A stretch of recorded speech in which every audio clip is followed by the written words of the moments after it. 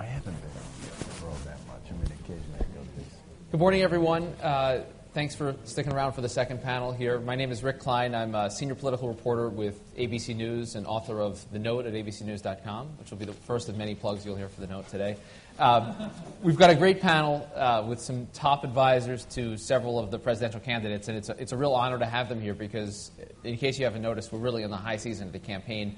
The Iowa caucuses are a month from today. The race is as volatile as ever on both the Democratic and the Republican side. So it's great to have these fine gentlemen with us for a period of time to talk about some real issues, something that gets lost often in the debate. I'll just briefly, starting right here directly on my right, we have Mr. Jim Bognet, who is the Policy Development Director on Governor Mitt Romney's campaign. He is our token Republican, and he is flanked by two Democrats on the other side, Austan Goolsbee, who is economic advisor to Senator Barack Obama's campaign, and make sure I get all the titles right here, Leo Hindery, who is economic advisor to Senator John Edwards' campaign.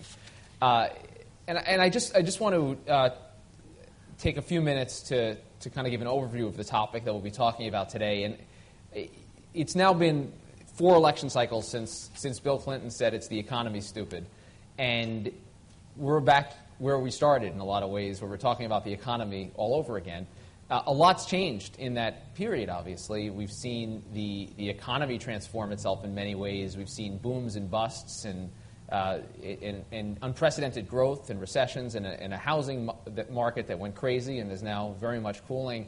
But it does seem like it's the economy all over again. And we're seeing signs of that again.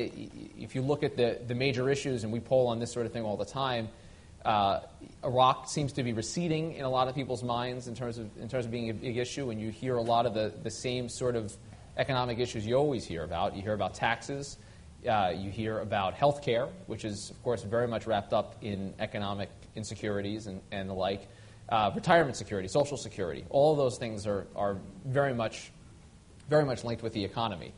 And we've seen the candidates debate what it even means to be middle class. I think one of the most interesting exchanges of any of the debates was a few weeks ago when Barack Obama and Hillary Clinton had a real substantive disagreement on what counts as middle class. And Hillary Clinton saying that a firefighter that makes maybe $95,000 a year is middle class. And Barack Obama saying, well, that's someone that should be considered upper class, a richer person. And obviously these things differ depending on where you are in the country.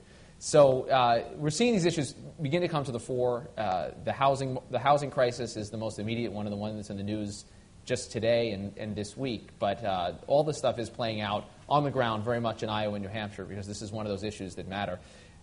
So I'd like to, instead of offering introductory statements, I'd just like to ask sort of a general question to all the panelists and have everyone give a couple minutes to respond. But starting right here with you, Jim, first one on the spot. What does it mean to run on the economy in 2008? What's changed since Bill Clinton rode that slogan to winning? And how does a presidential candidate speak to economic issues? What works as a message? What works as a policy? Well, I think that's a very good question, and I think it really depends whether you're running in the Republican or Democratic primaries, how you speak about the economy. I know for what we've seen in the voters we've talked to out there, taxes are a very important issue. And Republican voters are fans of the Bush tax cuts. They think the pro-growth tax cut and the pro-growth tax policies we've had in the last 8 years have really helped and are very concerned about that those are going to expire in 2010, 2011. And all the Democratic candidates have been very clear that they do want to repeal those tax cuts. So we've been out there. The governor's been talking very forcefully about a very aggressive tax-cutting agenda, extending all the tax cuts of the last few years. One thing we're really proud of is that he's put forth a middle-class tax savings plan, which goes to the point of this discussion today, what is the middle class? And he said that for everybody with adjusted gross incomes under $200,000 a year, we should have a 0% rate on interest, capital gains, and dividends. So it's really extending pro-growth tax cuts even farther and covering a wide swath of the country. That would be 95% of the people in the country would qualify for those. That's probably something very different from the way the Democrat candidates would address how to help the middle class. So we've kind of gone with the traditional route of trying to take burdens off the American people on taxes. There's also other big big questions out there in the economy. We have the housing crisis, which we're certainly going to be dealing with the after effects for the next few years. We also have health care. And, I think it's probably more traditional that Democrat candidates would talk a lot about health care, but Governor Romney really feels that health care is going to be a major issue next year. And he's the only one with a record of getting more folks health insurance as a governor. So he in our policy meetings, he's always, saying very clearly that health care should be a Republican issue and that we have to work hard on it. And he concentrates on getting everyone private health insurance. There'll be candidates that talk about getting everybody health insurance, and they mean government health insurance. He concentrates on getting everybody private health insurance and bring down the cost of health care. So I think the taxes and health care are going to be two huge issues next year. Austan, how does a Democratic candidate then run on the economy? Okay, I would say, what does it mean? The question was, what does it mean to run on the economy now, and how does that differ from what it was maybe in 1992? It's clear, and I don't think it's just in the Democratic primary, though we're the ones who've been talking about it the most. The issue of economic insecurity / anxiety, the feeling, the stuff about income mobility, the statistics are verifying what everybody's had this queasy feeling in their stomach about for the last 6 years, and that is, if you look at the income distribution, there's a small group of people who are flying off the top of the graph, and for a wide swath of people, it's been pretty stagnant for a fairly sizable period of time. You combine that stagnant income with the price of energy is at an all-time high, the price of health care is at an all-time high, the price of education is at an all-time high, and I think that is the reason, and that's what Senator Obama says, is the reason that the savings rate went to zero. It's because we don't have any margin for error anymore. Addressing that anxiety is going to be absolutely on the forefront of the election. Now, Senator Obama actually has called for tax cuts for the middle class rather than extending the tax cuts that were intended to be temporary all along, rather than extending them for the group who doesn't need it and didn't ask for it and aren't the ones who are facing the series of crises that we outline, and then you add on top of that housing. Rather than give it to them, let's give the money back to the American people. And if you take, say, the issue of savings, I applaud Governor Romney's approach that let's look at the other 95%, not just the top. I think the evidence, for example, on that is that the approach taken by Senator Obama of let's have automatic defaulting people in, that you could choose not to save if you don't want to, but if you do nothing, your employer would put money into a savings account for you. My read on the evidence is that's far more effective for the people who currently aren't saving than is telling them that their capital gains tax rate is going to be 0%, would be my read on things. I always used to say, hey, if Iraq is going to be the number one issue, then Barack Obama is going to be the next president of the United States. Now I say if the economy is going to be the next issue, then Barack Obama is going to be the next president of the United States. And whatever the next issue after that, I agree. But Barack Obama is going to be the president. But look, the economy, both pocketbook issues and the thing that's different from 92 is it was almost exclusively pocketbook issues, recession and slowdown. And we may get to that. I mean, the credit crunch may turn into that. But I think the economy stupid now also means thinking about the long run and have we completely abandoned regulatory oversight of financial markets? That's going to be relevant. Are we engaged in innovation and competitiveness and education for the long run? That's going to be important too. Yeah. Rick, I don't think John Edwards is running on the economy. I think he's running for president. And what I took away from the last panel, and it's something that all of us, certainly Austan and I, on behalf of our candidates, have wrestled with, is there is a great debate in this country as to what the middle class is. And we don't even have that debate anymore. We answer it quite simply that there seems to be somewhere around 2 to 10% of the population and everybody else. And where I would ask the audience and frankly Jim is, what part of this report card can you possibly like unless you are among that top 2 to 10%. There is not an indicator out there, there's not a characteristic in this economy that you can feel good about unless you're in that top 2 to 10%. So when you say you want to do anything more of the same, I'm appalled. And what concerns me, and I think concerns John Edwards the most, and he speaks about it literally every day, is the predicament that we have gotten this middle class into is not happenstantial. It's purposeful. How can you look at these trade practices, these compensation practices, these tax practices, the non-health care practices, the non-education practices, to draw back to Ron's comments in the prior panel, how can you look at those 5 and not expect exactly the crisis that Austan was speaking to, and John and Barack speak to every day? It's a crisis, but it's a man-made crisis. And I think the easiest time that Austan and I have is to sit with people who say, gosh, let's just do more of the same. And it's hard to argue against somebody who is similarly motivated by change, but it's very easy to argue and contrast yourself with people who like this report card, because I don't like it and John Edwards hates it. Jim, don't want to put you too much on the spot here, but... I'm happy to respond to that. You look at some of the statistics. Unemployment under 5%. Back when I was in school, that was called full employment. Inflation under 3%. 5-6 years of uninterrupted economic growth. I think if you always want to if your frame on every issue is there's people that are doing better, let's attack them, and let's try to make it always about a class warfare approach, you're always going to have something to say. I think what all the mobility statistics ignore is the temporal nature of it. The people in the different income brackets change over time. The people that are in the top 2 to 10% might have been different 15 years ago. That's why education is so important. We've seen an undeniable correlation between those who get more education are upwardly mobile. So, things have been good. I think they can get better. Governor Romney thinks they can get better. One thing that we would really like to change is the deficit. Governor Romney feels very strongly about spending, that we have to attack that.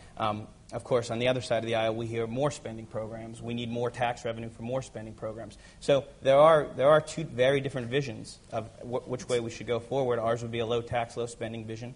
Theirs would be somewhat different. Certainly, you acknowledge that there's a lot of economic insecurity out there. Certainly, insecurity and anxiety. And is there anything that Republicans or that Governor Romney, speaking for Governor Romney, what is he saying, what is he doing that gets at that? Is it beyond? I mean, he said a lot of times we need to be optimistic about the economy, but optimism isn't going to get people jobs. Well, optimism is important because credit crisis is a crisis of confidence. I mean, that's what we're dealing with. Credit is a crisis of confidence. Lenders don't have the confidence that the economy is going to keep doing well. So optimism is important. But I think one of the main points, and to a certain extent, Mr. Obama and Mr. Edwards have hit it, that health care is a major source of insecurity. And I think that's one area where Republicans have to do a better job talking about it.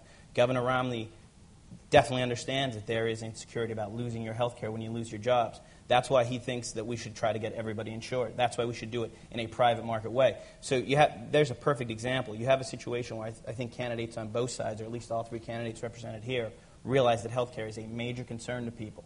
Our approach is let's get people private health insurance. Most people are generally happy with their private health insurance. The approach on the other side of the aisle is let's get government health insurance for more people. So it's a very different philosophical approach. Austan, I'd like to get you to weigh in on that, and talk about health care too, because there's an interesting debate that's raging now between Senator Obama and Senator Clinton, and you can put Senator Edwards on the Clinton side in terms of the idea of a universal mandate for health care.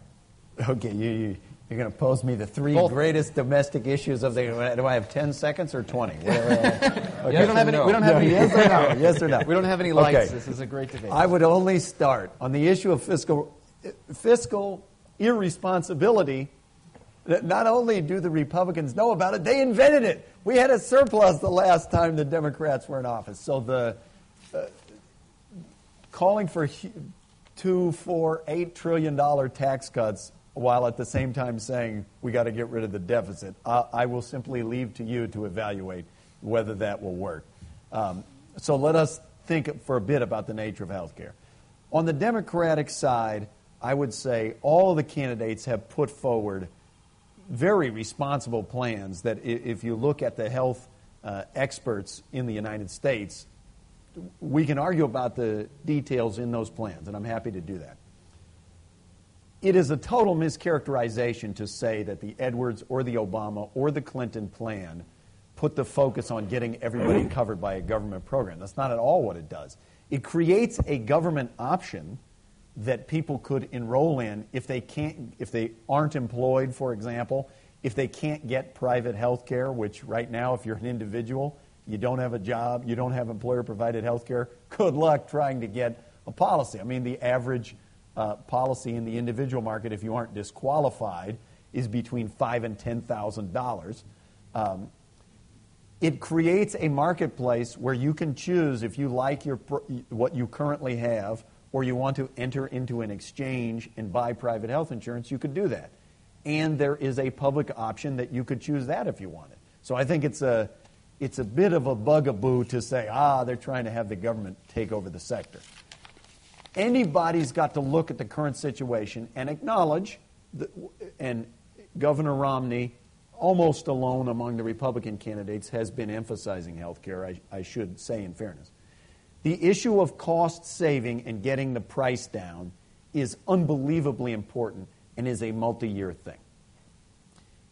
The coverage is an important issue as well and is immediately pressing. The issue of the mandate, if you haven't followed it, is would you put in place a law requiring everyone to buy health insurance? Whether you have a mandate, and the Senator Obama's plan does not start with a mandate. It says let's put all of our focus on getting costs down the most of any of the plans. In the Clinton plan and in the Edwards plan, it does call for a mandate. Every mandate we know in the short run has to have an exemption, and I will say in the case of the Edwards plan, they at least made clear we will have a mandate once health care is affordable, and we will have an exemption for hardship, for financial hardship. Of course, you have to do that. It would be totally immoral to require people to go buy health care they can't afford. I believe it is unfortunate the Clinton campaign has a bit tried to portray their plan as covering everyone immediately, with clearly fudging the issue of what is going to happen for the millions of people who couldn't afford health care now. So in Massachusetts, that is the only state that has a mandate. They immediately exempted 20% of the uninsured from the mandate because if you look at what the prices are and you look at what the people would have to pay, it just doesn't match. They wouldn't be able to afford it. So the critique that not having a mandate is not universal clearly applies for the foreseeable future to a mandate plan as well because of that issue of affordability. And, I would describe most of the debate as being somewhat intricate about, is it more effective to cover 18 to 25-year-olds by what the Obama plan does, letting them stay on their parents' insurance up to age 25, versus passing a law saying that they have to go buy it, which I would argue has not proved very effective for that group.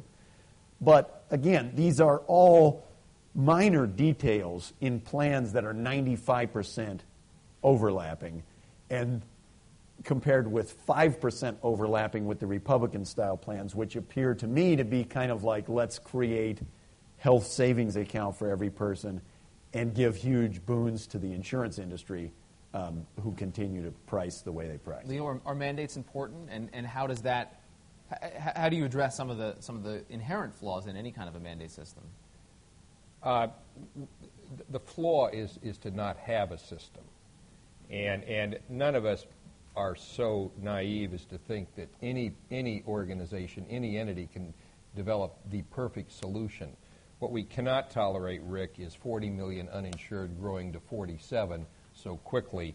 We can't tolerate roughly 50 million being chronically underinsured. We can't stick our heads in the sand on that. There will be inequities and inefficiencies out of what John has called for, and that is why he has been so cognizant of exemption and qualification and affordability. but it is preferable, and I resent the fact that somebody is suggesting this is some sort of government plan. It is not a government plan. It doesn't disrupt the existing providers.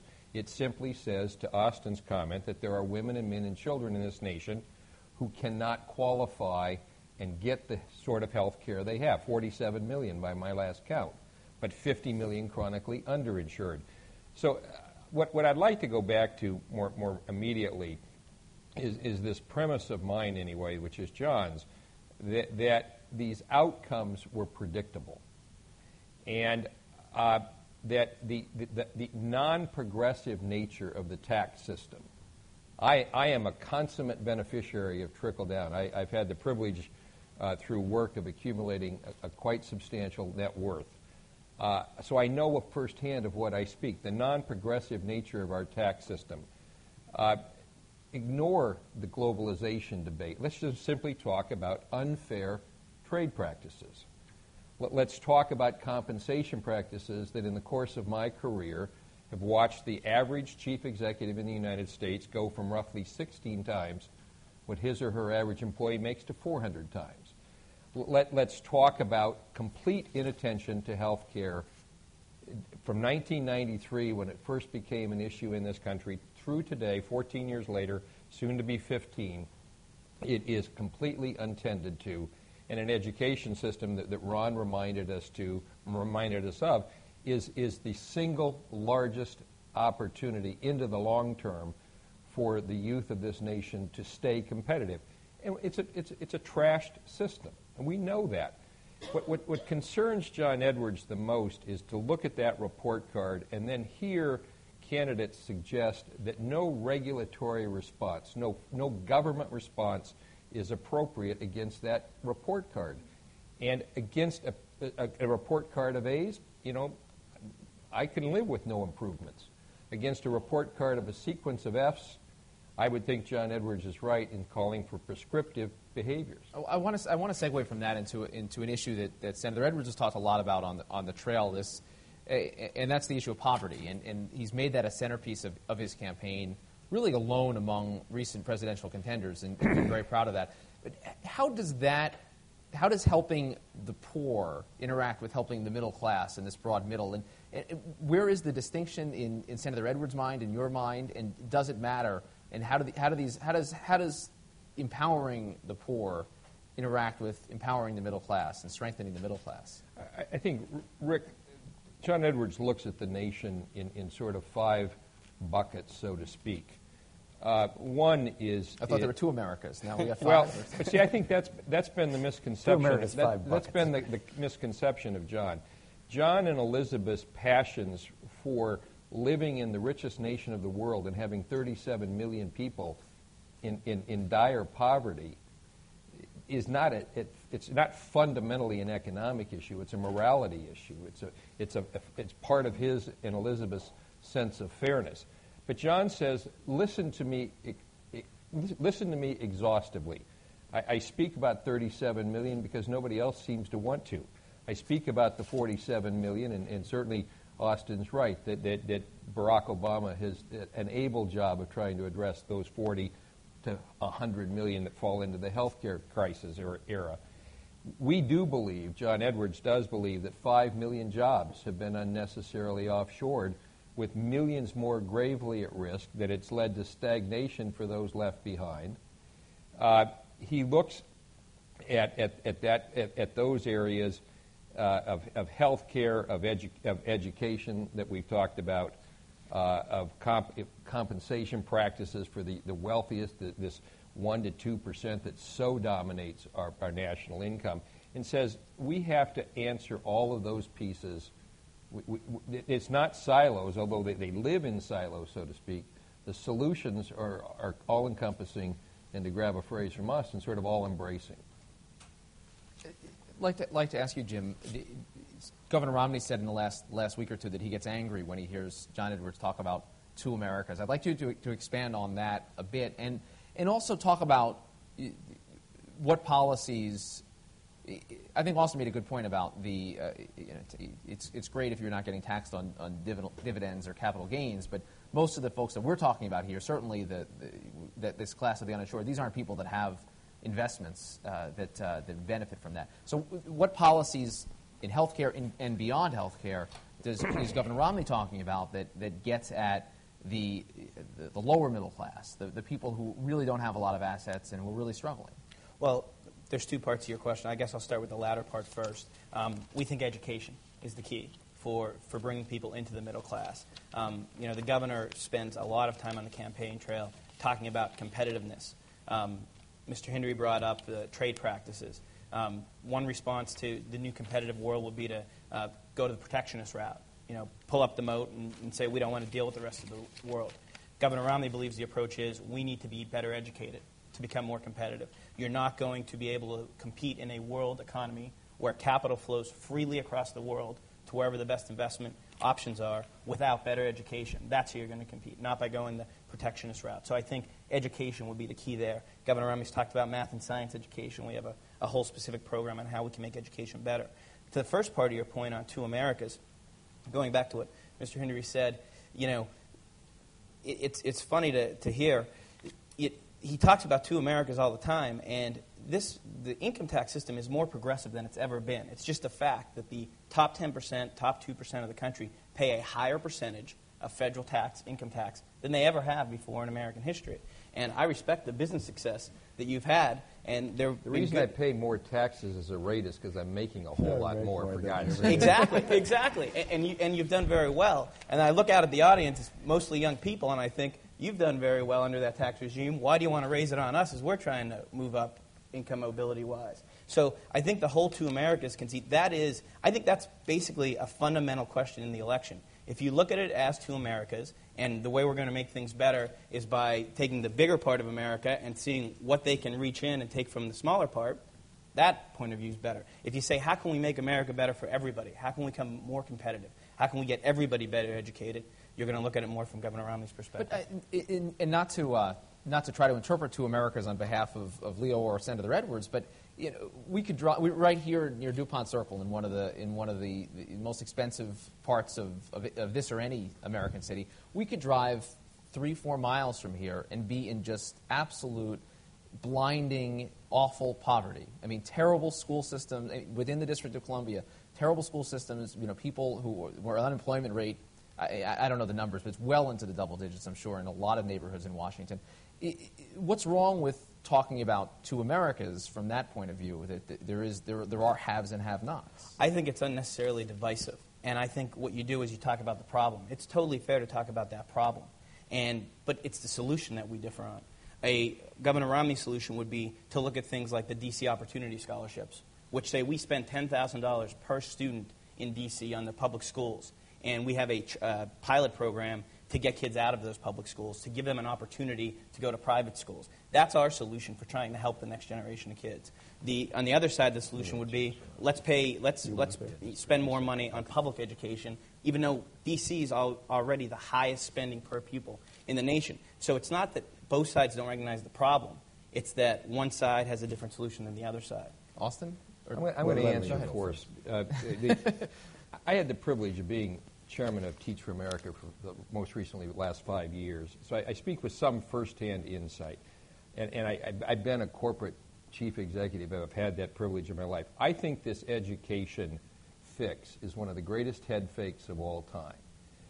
The women and men who argue for the education fix to the exclusion of everything else remedial, if the four of us had mandates with unlimited responsibility and authority, it would take us 10 to 20 years to fix the education system in this country.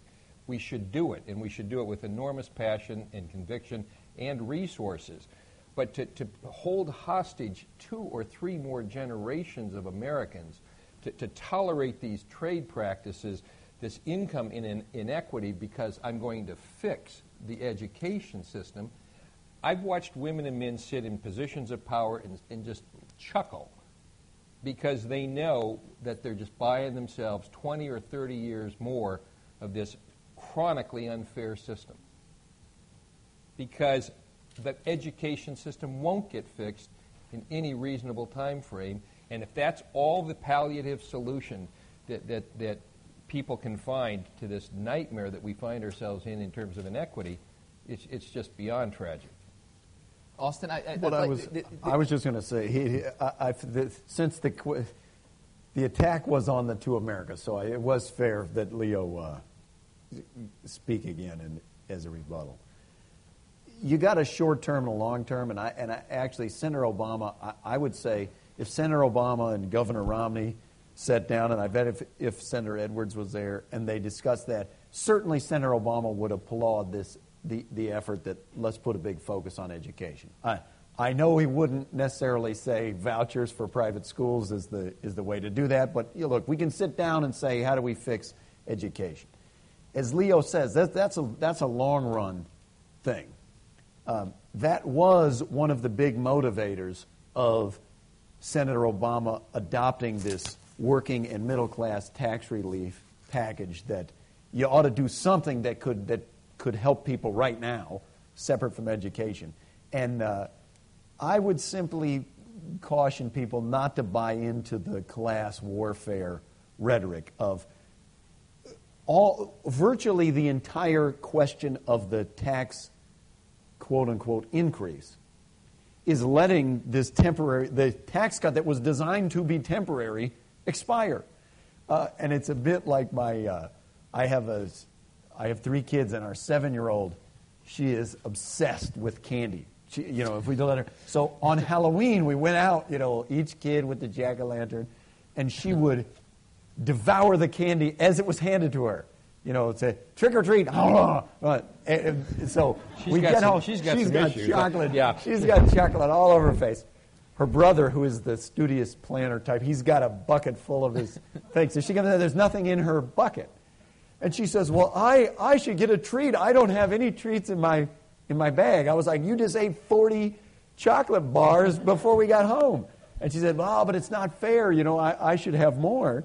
And the thing is, it would be one thing if we had just come off a period of raising taxes on high-income Americans for the last 6 years, and now we're talking about, let's go take their money and hand it out to everyone else. But that's not what happened.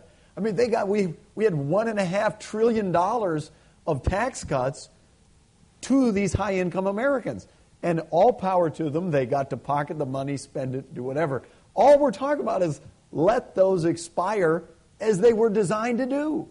And that's the source of the money that we're using for these other priorities. I really don't see that as class warfare at all. I mean, that strikes me as common sense. Well, as we ponder your daughter's stomachache, let's take some questions. In the back there. Hello, Carolyn Avery with IAS Group. Virtually all of our trading partners have border-adjustable taxes, and the United States doesn't, and that puts U.S. exporters at a disadvantage. What's your strategy for dealing with the imbalance? Jim, you want to? Governor Romney's talked about that. Governor Romney does believe we should move toward a system where we do have border-adjustable taxes. He believes that it does hurt our exporters. He's talked a lot about that.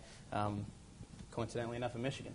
He's talked a lot about how border adjustability would help us compete. So Governor Romney does want to move to a system with border adjustability. Austan? I'm an economics professor, so I'm sure you don't want to get into there is considerable debate within economics about whether the exchange rate merely adjusts to reflect that. The issue of border adjustability in an income tax is a little strange. Usually why the Republican candidates are talking about border adjustability is they're talking about replacing the income tax with a consumption tax. If you are asking about that more broadly, it's fine to think about the issue of a consumption tax, but you have got to confront the issue of the massive shift in regressivity of the tax code if you shift it to a consumption tax. Because, as you know, most all of the savings is done by very high-income people. So if you're essentially exempting all savings from taxation, what you're going to do is have and I believe that Bill Gale has done the analysis on that, that would be a tax increase for about 90 to 95% of America and a gigantic tax cut for the top 5%. It strikes me you want to be a little circumspect about pushing that as the policy after the last 6 years. I just 10 seconds. I think that one of the concerns probably all of us in this room have is the fundamental absence of savings in most of the economy. And to Austan's comment, it's intellectually interesting to have consumption tax as a true alternative to the income tax in the predicament we find ourselves in, which is a non-savings predicament. It would actually be an enormous windfall in today's economy, a further enormous windfall to the wealthiest of Americans, and would decry the progressivity that we would like to see, not enhance it. Over there. Bill Lewis, McKinsey & Company. I'm really happy this second panel got to the healthcare issue. The first panel didn't pay much attention to it, and yet the necessity of setting priorities requires us to face healthcare, because from almost every point of view, including the economic anxiety point of view, the elephant on the table is healthcare. And it is getting some attention, and so we need to be practical and pragmatic and tangible about what we're going to do. So far, all the presidential candidates have proposed ideas that in the end won't end up solving the problem. On the Republican side, the market approach is right in spirit, but in practice, healthcare is so complicated that it's not a naturally structuring market. It will not create the efficiency and the genius that has given us this high productivity in every other sector, simply because it's so complex. So some public interaction to structure the market is necessary. On the Democratic side, we have a lot of emphasis on coverage, and Austan, since you went into detail, I'll have to respond mostly to yours, but it is somewhat disingenuous to have a proposal that has three heads, two of which are really not viable. The first one, that everybody likes their private insurance. Sure, we all like our private insurance because it's so heavily subsidized by our employers or by the federal government or both. The problem is those subsidies are not viable. They will not be sustainable, and we will lose them over time. The third head is the fallback on the government plan, a Medicare-like plan. Well, Medicare is part of the problem, not part of the solution. It's a fee-for-service plan, and that has led to the cost escalation that we have. That leaves only the second head, which is this exchange system, which you and everybody else sort of waves their hands about, but doesn't get into any of the specifics, because we're talking about reforming and restructuring a system that comprises 16% of the GDP. That is a massive undertaking. An economic reform unlike anything we've ever tried to do. We desperately need more content in terms of that middle option on the Democratic side to have any confidence that system will work. Okay, the only thing I would say to that is what you called the three heads, that's actually just part of the one head. Okay, the one head is on coverage, and one head is on dealing with cost. Okay, now I can send you, and we'll be happy to do so, and I'm happy to say that our cost-saving measures were deeply informed by the work of the McKinsey Global Institute, which I am sure you are supportive of. It is very specific, and I'm happy to share with you all of those things. So, for example, issues like spreading interoperable information technology around the country to not just the highest-end hospitals, but to solo practitioners, health clinics, small doctor practices, and rural hospitals, has proven extremely effective at two things. One, getting the cost down of repeated tests. The person comes in, they have actually had the test, they can't find the records, they give it to them again. There are a bunch of cost saving on that. Second, the rate of errors in the medical system is disturbingly high, even separate from the cost. There are 170,000 deaths from medical errors each year. Okay, so something as simple as the point of prescription electronic interface, which just means the doctor comes in and prescribes, okay, the person has infection, give them penicillin. It beeps, and before you can prescribe it, it says, okay, you're allowed to prescribe it, but you just need to acknowledge that his record says he's allergic to penicillin before you can do that.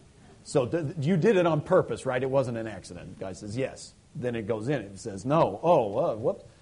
So that's one example. The emphasis on comparative effectiveness research. Our existing system for drugs, for procedures, etc., is geared around evaluating, is this thing safe and does it work? Not on, is this better than the things we already have that cost less money?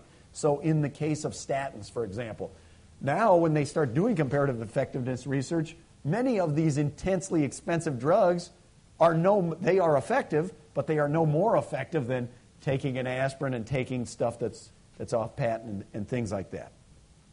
Those are three examples, of which there are many, that put the emphasis on how to get costs down, which is going to be one important component. It's not an immediate component, but it's one component. On the coverage side, the issue of pooling, I think you're exactly right that nobody believes more in a market mechanism than a free market economist. But if you look at the healthcare market, it's a classic example of market failure. I mean, we've got differing information. They're allowed to drop people based on health status. Pooling is the answer to that. Now, Governor Romney's, the approach in Massachusetts puts a focus on pooling. I'm not as convinced by your statement that the employers, that essentially the entire employer-based system, we ought to just acknowledge it's about to blow itself up and look for a third alternative, unless we really, really have to. Once we're to that point, maybe we do have to do that. But right now, I think there are a lot of fixes that we don't have to blow it up. And I think a lot of those are the centerpiece of the Obama plan, but also the Edwards plan and to some extent the Clinton plan. But I appreciate that comment, and I'm happy to share with you more details if you would like to evaluate it. Well, I think one of the things that we haven't talked about is one of the things driving healthcare inflation is third-party payer. When you don't have incentives lined up for people to shop wisely on their health choices, that's going to hurt. And that's why, and I respect the comments my fellow panelists made about it's not purely a government plan, what they're suggesting, but they put the government option out there as one option. And then as time goes on, they make it the most attractive option. And I'm really scared to put the federal government. Governor Romney's plan concentrates on state governments helping get, with federal funding, getting their people insurance. But to say that the people who did Katrina should be in charge of health choices across the country for a much larger portion scares me. I mean, by that you don't mean Republicans, you mean the government. Well, I mean the government. Okay. Government. Good point. But I mean, look at one of the other areas of the economy that's almost as big or somewhat near as big as medical spending, which is the Defense Department. Anytime you have government procurement, you're really asking for trouble. So I think a market system where you have market failure, I don't think going to a government system is going to cure that market failure. Just be aware of two things. One, if you look at issues like, it is true, you could put some discipline on things by forcing people to pay, let's say, on the marginal dollar. It's coming out of your pocket, so you're going to be mindful of cost. But remember that one of the huge drivers of cost is chronic disease management and preventive care. And the more you put them high deductible, individual pays the full dollar out of their own pocket, the evidence is overwhelming that people don't put enough money into, if you're paying the full doctor visit, you know you should go in and get your blood pressure checked twice a year if you have high blood pressure, but you don't want to do it because you got to pay $150 and you got to go down to the doctor's office. So the more you put the emphasis on let's have guys pay out of pocket so that they're concerned about cost, the less emphasis you are able to put on the preventive care and chronic disease management. And ultimately, that's actually a short-sighted decision because those things, the preventive care and chronic disease management, are massively, massively more expensive than whether the guy's going to be giving the pharmacist a hard time. You know, my Advil's $1.50 and I want to be $1.20. You got to put in perspective what are the most important things and what are not as important. And so you got to remember that. And then the second, on the Defense Department, I will simply tell you, Blackwater and Halliburton haven't been doing so great at cost containment and performance relative to the Army, but I'll leave it to you to decide. Questions? Yes, back there. Hi, my name is Pam Jackson. I'm with the Congressional Research Service, and the question is about education, in particular K through 12. And I know there are limits to what the federal government's role is in that area, but I'm curious to hear what policies you all are promoting and what policies you actually see that you can enact. And I say that kind of in the context of this notion that the answer is vouchers. And I think that proposal that you mentioned is very divisive. The notion that the K through 12, and I'm specifically speaking to K through 12, but the notion that vouchers is the answer is divisive. It occurs to me that it's kind of skimming or creaming off the top, and that you still have individuals in a system that's not working. And I don't hear what the plans are to deal with the system, and the fact that at the end of the day, with all the fixes to the system, there's still people in it, kids, that have to get handled. I think that was probably addressed to me. So All three. Never did I say vouchers are the answer. What my point on the Washington school system is, we have to experiment. We have to be more willing to try different things, because what we have been doing with K through 12 hasn't been working. So we need to experiment with other things. And the other thing, Governor Romney's talked about teaching, for example, in the public school system, making teaching more like a profession. The teachers' unions will tell you that every teacher should be paid based on how many credits, masters. My mom's a teacher, so she goes through this all the time with me. If I get more credits, I'll get paid more and more years of service. Governor Romney believes teachers should be paid for performance, that we should be willing to say, if you're in the 10 or 20% of best teachers, we're going to pay you more, that we should be able to get new types of people into the classroom, that we should be able to go out and get engineers and scientists and mathematicians and financiers and lawyers, people who have worked and want to come back to the classroom, but guess what? They have problems with certification because we have very strict certification requirements. Let's experiment. Let's try new things in our public schools, because the approach that we've been going down, I'd say the last 20, 30 years, has not really helped our public schools. So I think there has to be more of an emphasis on math and science. Also, accountability. You know, a lot of people on both sides of the aisle, a lot of candidates have been taking a lot of shots at testing and accountability. Governor Romney believes in accountability. It isn't the only thing that's important in the school system, but the reason that testing is important is, how are we going to be able to see, are the children really getting better? We need individualized testing. So I think if you have more accountability and a better emphasis on getting rewarding teachers, that will go a long way to helping. Leo, you want to talk about the federal role? Let me just, we have a difference of opinion. I think we have to be eminently respectful of the roughly 90% of the youth of this country who are in traditional public education, and acknowledge that rather than seek palliative escapes for, again, the wealthiest of Americans to leave that system. Where can the most immediate impacts be found? They can be found in infrastructure, both physical and traditional, but also most notably broadband. John Edwards has spoken quite strongly about universal broadband within 3 years' time.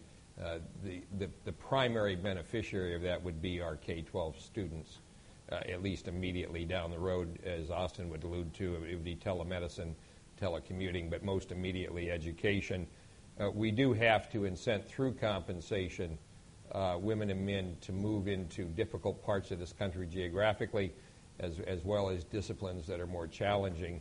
And we have to find a way to increase the net pay of teachers.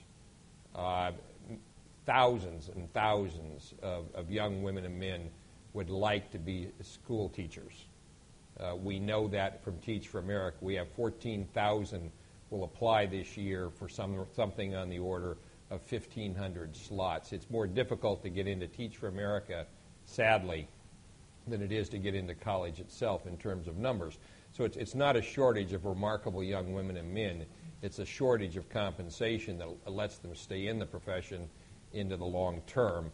And John Edwards has spoken strongly about that we would have to sit down, arguably even using the tax code, as we did in my generation around Peace Corps and VISTA, to let it be possible for committed young women and men to stay in a profession their entire careers.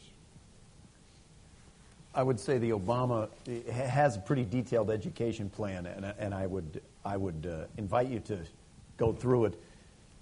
It's pre-K, if the first component is a universal pre-K, that everyone would have access to pre-K, the evidence has shown that A, has a big return, as you heard in the earlier panel, but also sets the stage for improvements to K through 12. That what they have found is that it's hard to have immediate impacts improving K through 12 if the kids, let's say in the 5th grade, they weren't prepared getting up to the 5th grade. On the K through 12 part, there are many policies. The most important of which relates to this issue of teachers. Now, as if you weren't nervous enough already, it's clear in the data that something like 500,000 to 1 million of our teachers, our best teachers, are retiring in the next, I forget if it's 5 or 8 years. So there's going to be a humongous teacher shortage without a significant push to recruit teachers and a significant increase in their pay. So the centerpiece of the Obama educational effort on K through 12 is to set up an explicit federally based system of bonuses and income enhancement for recruiting new teachers. The advantage of it being operated at the federal level is A, it has this federal role that you can put the priorities where you want. And second, you avoid what is now the death spiral for these public schools. Let's say you're in a neighborhood and the neighborhood starts to deteriorate. Okay, then your local tax base shrinks and you actually have less money to spend on your teachers. And then your teachers start saying, it's not safe, I'm getting paid less. So they start leaving, which starts you on the death spiral that people say, well, I don't want to move to a place if all the teachers are leaving and the schools are no good. And you have to break that. And the only way you break that is the federal government says, look, we will increase the pay of teachers and we'll increase it even more to people who will go to places to try to stop this downward spiral. So I actually think that's quite important. He has a whole higher education component, too, that you would probably be interested in. But I think it's got to start with the teachers and the principals. I think we have time for one more question. Yeah, right there on the aisle.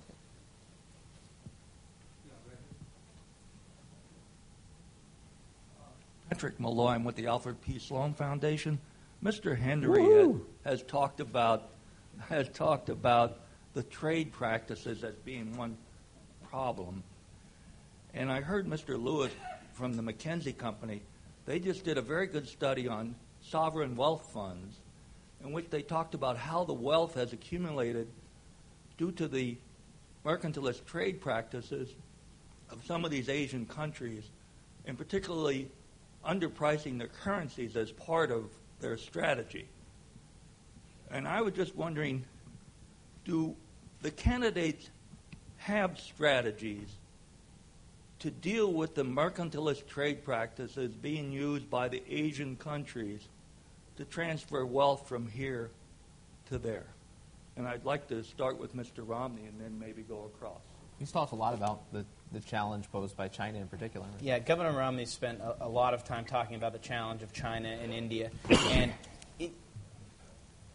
it comes back to a very different philosophical point of view. You can talk about the currency policies, you can talk about mercantilism, but really you only have one answer, and you have to outcompete them. You have to move up the value chain and outcompete them. Currencies go up, currencies go down. We've had prosperity with a weak dollar. We've had prosperity with a strong dollar. But the thing that and I think you've done some great work on this, that drives how nations do is productivity. We have to increase our productivity growth. The governor's talked about having China work with us, supported some of Secretary Paulson's effort on what he's trying to do with the Chinese currency. But in the long run, the only way to beat them is outcompete them. We talk about what's going to have an effect to make things better. I, for one, would be interested in Mr. Hindery's views, how protectionism is going to help us. It sounds really good, but after a few years, you find yourself in a situation where you are not producing the goods and services that can compete internationally. And whether we like it or not, we are not where we were 70, 80 years ago. We are in an integrated global economy. So unless we make the investments in human capital through education and in better research, development, leading the world in productivity and innovation, we will not be able to win the global economic battles. Yeah, let's talk trade. Senator Edwards has been very critical of the trade deals that are being signed as we speak. You know, he has. Let me specifically answer this particular question, and then I will, Jim, try to answer yours. Sovereign wealth funds must be addressed before a transaction is announced, not afterwards, when momentum builds into the announcement. There are certain industries in this country, our transportation systems, most specifically our ports, something called militarily critical technologies, advanced technical products. These are items that are crucial to our national defense, and our financial markets come most immediately to mind. It's imperative, in John Edwards' opinion, that the next administration have guidelines for investments, whether they be control investments or substantially influential investments by sovereign wealth funds into those industries before any further announcements are made. On the issue of trade, at no point in his candidacy has John Edwards uttered one word, in my opinion, that could be construed as protectionist. It is all about fairness. John Edwards believes in fair trade deep in his core. What he doesn't believe in is unfair free trade, and I'll give you sort of 4 areas of particular attention. The fundamental absence of labor standards in many of our trading partners, the fundamental absence of environmental standards, what we refer to as illegal subsidies, and currency manipulation. The American worker cannot be asked to compete against unfair practices. The women and men of this country are more than able to compete. Wage differentials notwithstanding, they're more than able to compete against fair trade practices. They are not able to compete against illegal practices. And I just, I've had the privilege of knowing John Edwards for a decade. Not one speech of his has he ever uttered anything that I would construe as protectionist. Being for protecting American workers and decrying unfairness is not and can never be or should never be in this country protectionism. Austin, I want to ask you this, and there's a bit of a difference of opinion in the Democratic field over the Peruvian deal. Yeah. Senator Obama and Senator Clinton both support, and Senator Edwards has been very critical of that support. Okay, let me start by saying I was an Alfred P. Sloan Fellow, and you guys do a great job, and I want to appreciate... Did you pay back the loan? We appreciate all the work that you have also done with the NBR and the funding research on the economy. As to sovereign wealth funds, I believe that no honest analysis of the sovereign wealth funds can come to a conclusion other than that 95% of the growth of sovereign wealth funds is not the result of mercantilistic trade practices. It's the result of the U.S. having such giant imbalances. We're running huge deficits. Our savings rate is very low. And it is those imbalances that turn into these pools of money in other countries. Now, that is not to let them off the hook. I mean, they're clearly, they clearly enjoy accumulating these pools of money, and now there is sentiment that countries in the Middle East and China and some other places are going to use the money and try to buy up strategic resources.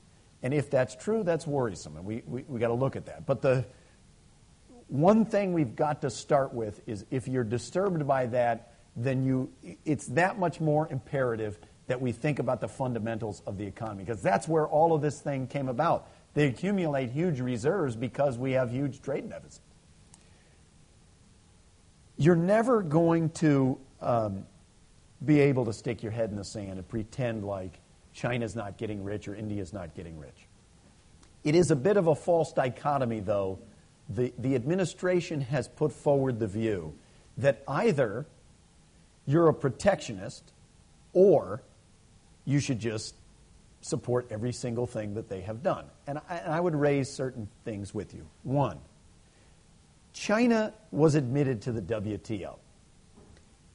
To get into the WTO, they agreed. They signed on a piece of paper. We will do the following 5 things. We will open our markets to free competition, our financial markets. We will protect intellectual property. We will do a series of things. And they didn't do it. They just directly violated what they wrote down on a piece of paper that they would do. Starting with the Bush administration coming in, they stopped filing grievances against China's violating WTO policies. And they said, no, we don't want to do that. We don't want to make China mad. We have to work with China. That doesn't make any sense. If people, I don't have to tell you that if people think they can sign trade deals with the United States that they don't have to abide by what they wrote down, we're going to get a lot of trade deals. And how do you think the trade deals are going to work out? I mean, you can see where the anxiety and the anger at the trade deals comes from. Likewise, in NAFTA, they put in these investor protections where the idea was a fine idea, and it was to be that Mexico's legal system isn't that well developed, so Mexico might agree to certain things to protect the right of American companies to export to Mexico, but local governments in Mexico might just expropriate their money. What it has turned into is, for example, UPS has sued Canada for operating a postal service because they said that's expropriating the profits that they would make if there weren't a Canadian postal service and they could ship packages to Canada. I mean, if you look at the trade agreements, and I'm an economist. I mean, nobody's more for the benefits of free trade than an economist. If you look at the trade agreements, they look like the tax code. They're riddled with loopholes. They're riddled with special giveaways. And we've got to be mindful. I mean, if you're going to fill it up with gifts to whoever was on the negotiating team, you're going to have problems. People are going to oppose them. On Peru specifically, Senator Obama supports the Peruvian free trade agreement because he says even before he was in the Senate, he's always said we should have enforceable labor and environmental standards in the trade agreements. Charlie Rangel and others, they sat down, they got those negotiated into the agreement, and I would beg to differ. They got in the standards that many, including the UAW, asked to be put in the agreements. And if you back out now, you send a terrible signal to the future of getting such standards put into agreements. Because people will say, look, we sat down, we hammered out a compromise, we got it, and if you back away from that, I think it's problematic. I think that's the root of the problem. I'm not going to put words in Leo's mouth, but the opponents say, yes, there are those standards, but we would like more standards than the ones that are in there. That's an honest disagreement. I think you have to acknowledge that trade is good for the economy overall, and as Senator Obama says, that there are a number of people who get left out in that, and that if you do not address the anxieties created for those people left out, with their health care, with the tax code, dealing with job anxiety, as well as these international issues, then the political will and consensus in favor of the beneficial stuff dries up completely. And you just can't, nobody will support that. Doesn't matter if you bring out the evidence, like the academics would bring. Look, it's not trade that's leading to wage stagnation. Doesn't matter. Look, if you don't deal with those anxieties directly, you can forget it. It's over. It's amazing to me. I agree with a lot of what was said, but it's amazing to me if you look back. President Bill Clinton was one of the most eloquent advocates for increased international engagement and increased trade. And now all the major Democratic candidates, to a certain extent, are retreating from that. And I think that's probably one of the great unwritten ironies of this election, is to see the way Hillary Clinton and some of the other candidates have totally walked away from free even trade. the good guys get it wrong sometimes. Good closing word. Thank you, gentlemen. This has been a great discussion. Thank you. Thanks. Thank you. Great. Hey, so we'll see how this works out. If your man is the nominee, you won't be able to do it. But if not, I teach this telecom media and technology.